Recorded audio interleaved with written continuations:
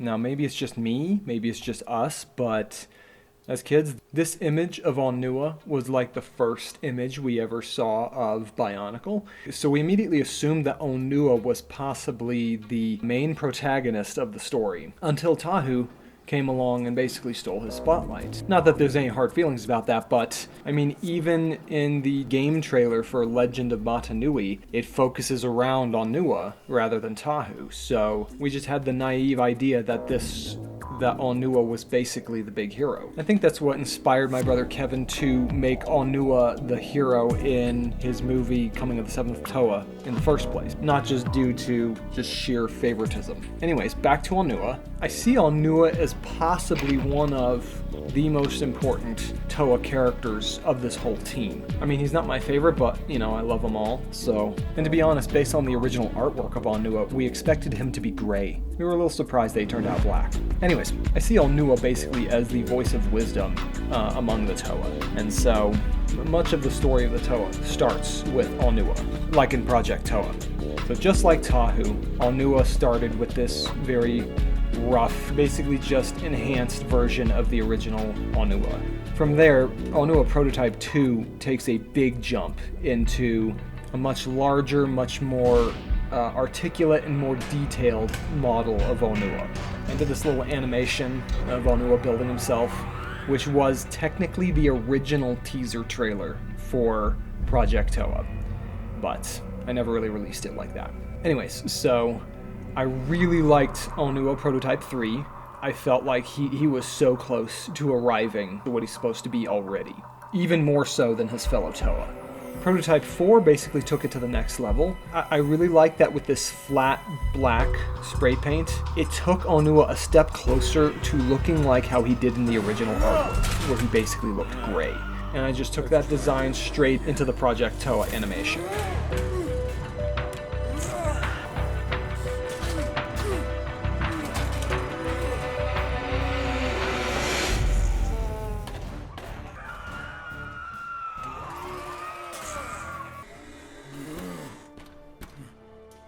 Though for some reason, Prototype 4 had the Onua claws. Prototype 5 did not. And I don't know, maybe I just planned on him getting claws later, or for some reason forgot to give him claws at all, I'm not sure.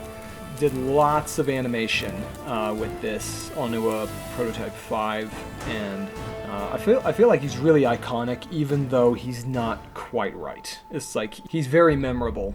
He looks pretty solid. In the subway scene, I basically implied that Onua's claw arms are basically like armor augmentations or weapons that are, you know, he can click on, latch onto himself and use them or take them off. And it was a neat idea, but honestly I just felt like it was not the way to go with this Onua design. So that's around the point where I started actually remaking Project Toa from scratch. Then I decided I wanted to beef him up, make him look a lot more macho, a lot more muscular than he was, to just really make him feel like a powerful digging machine. I honestly liked some of the bulking up, but some of it also, it's like I took it a couple steps too far, I guess. And from here on out, with Onua Prototype 9, there's a lot of different variations. I wanted to do one single claw hand, and the other one's a shield hand. I'm not sure why I went with that.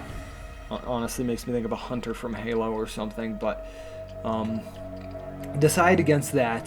The next prototype, I decided to give him both claw arms back. And it's like, okay, that's Onua. He's more balanced again.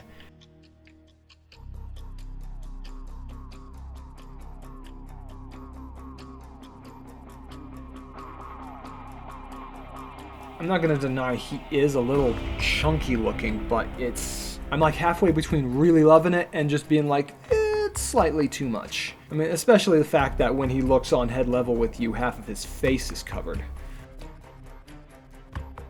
Anyways, so instead of just all overhauling that design, I just kept trying more and more to take that design, just kind of trim some of it away and just make it what it's supposed to be. and I ended up doing some animation tests with this.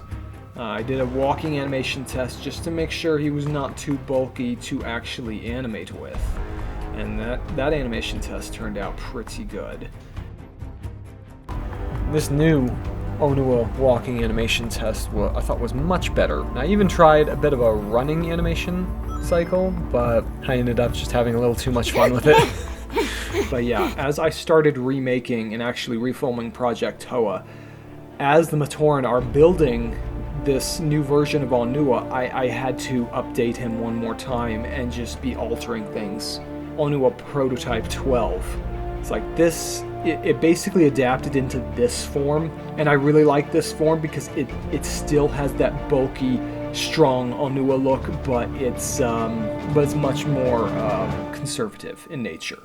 So Onua went for 12 prototypes before I overhauled his design for the final film design, which we will see later. And of course, I'm doing a little rehash here with the Toa Star designs, merely because it's like they may not be official designs that are going to make it into the movie, but it's another design I've done of these Toa.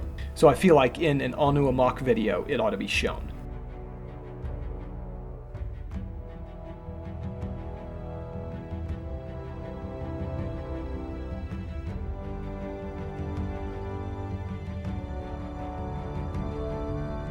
But it's really neat seeing the progression of Onua.